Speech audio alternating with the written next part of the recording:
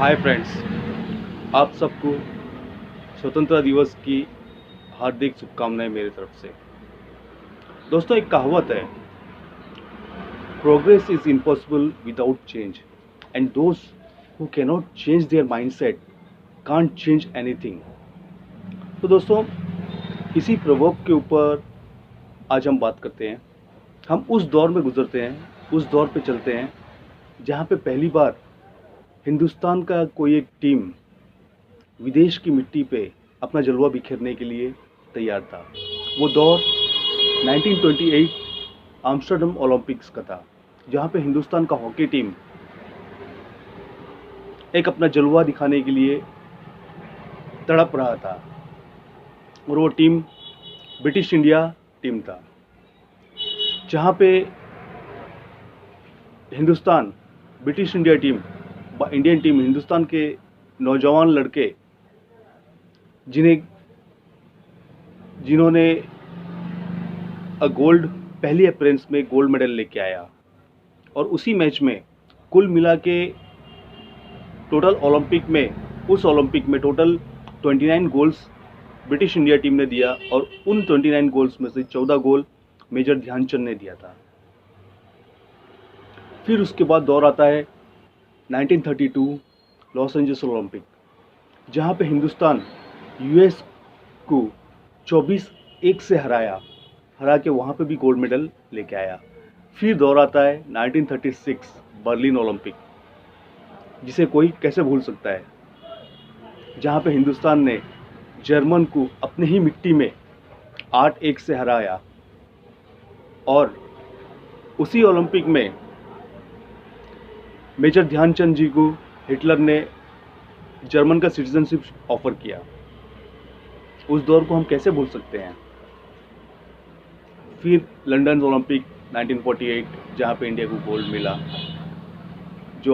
जहाँ पे इंडिया एक स्वतंत्र देश इंडिया बन के खेला। वहाँ पे अपने ही हुकुमरान जो ग्रेट ब्रिटेन को फाइनल में 4-0 गोल से हरा के गोल्ड लेके आया। इस तरह इंडियन हॉकी टीम पास्ट में बहुत सारे ग्लोरीज लेके आए। Till Rome Olympic 1960, even if 64 Tokyo Olympic, यहाँ तक हम गोल्ड लेके आए। हम हॉकी के फील्ड में एक दबदबा, हमारा एक अलग सा दबदबा था। मगर फिर 1964 के बाद 1964 के बाद हॉकी के नियम चेंज होने लगे। हम पहले नेचुरल ग्राउंड में खेलते थे, नेचुरल ग्रासेस में खेलते थे। उसके बाद फिर अस्ट्रोटर्फ इंट्रोड्यूस हुआ हॉकी में, तो वहाँ से हम धीरे धीरे पिछड़ना शुरू किए। तो मेरे कहने का मतलब ये है कि चेंज, हॉकी में पहले हम नेचुरल ग्रासेस में खेलते थे तो हम वर्ल्ड में ग्लोरियस थे। हमारे प्लेयर वर्ल्ड में जहाँ पे भी जाते थे कोई उनसे टक्कर ले नहीं पाता था। कहीं पे 24-1 से हराए, कहीं पे 8-1 से हराए, तो कहीं पे 10-0 से हराए। मगर जब अस्ट्रोटॉप आया, बस हम नेक्स्ट ओलंपिक से हम ग्रुप स्टेज भी क्लियर कर नहीं पाए। तो मेरे कहने का मतलब ये, चेंजेस, लाइफ में चेंजेस आता है। जिस तरह वहाँ पे नेचुरल ग्रासेस से अस्ट्रोटॉप में खेल स्टार्ट हुआ और हम पिछड़ना शुरू किए। अगर उसी टाइम इंडियन हॉकी फेडरेशन अगर हिंदुस्तान में अस्ट्रोटॉप को इम्पोर्टेंस देता तो हम पिछड़ते नहीं, हम वही ग्लोरी बजाय रखते। मगर क्या हुआ, इंडियन हॉकी फेडरेशन उस चेंज को एडप्ट कर नहीं पाया। Due to non adaption of that change, we have to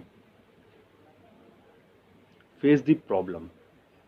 that's the thing, you know, change is the law of life, and those who look only to the past or present, they miss the future. That's the thing that's happened with Indian Hockey Federation. They have seen their glorious past and present, they have focused on their present, they have never thought about the future. अगर हम उसी वक्त ऑस्ट्रोटॉप लेके आते तो शायद हम future में आज इतना पीछे नहीं होते ओलंपिक्स में। तो फ्रेंड्स, यही चीज़ है, change can come into our life as a result of a crisis. As a result of a crisis, जब क्राइसिस आता है तभी चेंज आता है। जब हमारा ग्लोरियस पीरियड खत्म होते आया, ऑस्ट्रोटॉप आया, हम और ग्रुप स्टेज क्लियर नहीं कर पाए, उसी टाइम में चेंजेस चाहिए था। उसी टाइम में ही क्राइसिस आया था हमारे इंडियन हॉकी में। तो अगर उसी टाइम में हम चेंजेस करते तो शायद वो ग्लोरी को हम दोबारा रिपीट करके आगे बढ़ते हैं, मगर हम वो चीज़ किए नहीं। उसी तरह एक नेचुरल इंसान के लाइफ में, एक नॉर्मल लाइफ के आदमी के लाइफ में भी चेंजेस आता है। Changes comes as an opportunity. We have to grasp it. If we doesn't grasp it, then we have to exit from the races. ये दुनिया एक रेस है और इस रेस में अगर हम चेंज को एडप्ट नहीं करेंगे तो फिर हमको उस रेस से बाहर होना पड़ेगा। देखिए अभी के दौर में कितना चेंजेस, टेक्नोलॉजी में कितना चेंजेस आ रहा है। जो बंदे आईटी फील्ड से हैं उनको बखूबी पता होगा, इतना चेंजेस डे बाय डे, नया लैंग्वेज, नया सॉफ्टवेयर, सब कुछ चेंजेस हो रहा है। अगर हम उस चेंजेस के साथ अगर हम नहीं दौड़े तो फिर हमको पीछे ही रहना पड़ेगा, कोई हमसे आगे निकल जाएगा। तो मेरे कहने का मतलब यही है कि हम अपने माइंडसेट को ऐसा रखें कि कोई भी चेंजेस, वो टेक्नोलॉजिकल चेंजेस हो या एनवायरमेंटल चेंजेस हो या फिर हमारे इर्द गिर्द कोई भी चेंजेस हो, उस चेंजेस को हम एडेप्ट करें और हम उस एडेप्शन के साथ साथ हम चलते चलें। तो हमारा जो पेस है, चलने का पेस, हमारा सक्सेस का पेस, वो उसी तरह रहेगा। अगर हम चेंजेस को एडेप्ट नहीं किए तो हमारा जो सक्सेस रेट है, हमारा जो पेस है, वो पेस धीरे धीरे स्लो होते होते पता नहीं किस वक्त हम सबसे पीछे रह जाएंगे और सबसे पीछे वाला वो हमसे भी आगे निकल जाएगा। तो फ्रेंड्स, सोसाइटी में जो चेंजेस आ रहा है, मार्केट में जो चेंजेस आ रहा है, टेक्नोलॉजीज़ में जो चेंजेस आ रहा है, उसको फेस कीजिए, उसको जानने की कोशिश कीजिए, उस चेंजेस के अनुसार अपने आप को बिल्डअप कीजिए, सो दैट आप आने वाले रेस में आगे बढ़ेंगे।